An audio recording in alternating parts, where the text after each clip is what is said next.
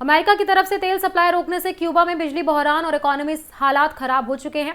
इस दौरान दोनों मुल्कों के बीच तनाव बढ़ चुका है। अमेरिकी सदर डोनाल्ड ट्रंप ने क्यूबा को मिलने वाली तेल सप्लाई पर रोक लगा दी है, जिससे वहां हालात काफी खराब हो गए हैं। रिपोर्ट्स के मुताबिक क्यूबा में बार बार बिजली कट रही है और क्यूबा के पास ईंधन नहीं है और उसका बिजली सिस्टम भी काफी पुराना है। बताया जा रहा है कि क्यूबा को कई महीनों से बाहर से तेल नहीं मिला और वो अपनी जरूरत का सिर्फ लगभग 40% ईंधन ही खुद बना पा रहा है। इस कमी का सीधा असर आम लोगों पर पड़ा है। मुल्क में लाखों लोग बिजली के बिना रह रहे हैं, अस्पतालों में काम मुतासिर हो रहे हैं, कई ऑपरेशन रोकने पड़े हैं और कई जगह तिजारत भी बंद हो गई है। क्यूबा की इकोनॉमी पहले से ही कमजोर थी, लेकिन अब हालात और खराब हो गए हैं।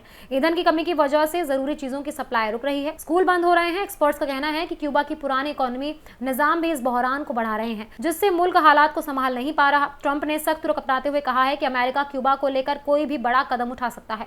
उनकी सरकार ने दूसरे मुल्कों को भी खबरदार किया कि अगर वो क्यूबा को तेल देंगे तो उन पर टैक्स या सख्त कदम उठाए जा सकते हैं। इस दबाव की वजह से क्यूबा इंटरनेशनल सतह पर और अलग थलग पड़ गया है। दूसरी तरफ क्यूबा ने भी सख्त जवाब दिया है। नायब वजीर खारजा कार्लोस फर्नांडिस डी कोसियोने ने कहा है कि मुल्क किसी भी तरह की हालात के लिए तैयार है और अपने निजाम से कोई समझौता नहीं करेगा। क्यूबा के सदर मिगुएल डियाज कैनेल ने भी माना है कि अमेरिका के साथ बातचीत चल रही है, लेकिन उन्होंने साफ कहा कि मुल्क अपने सियासी सिस्टम से पीछे नहीं हटेगा।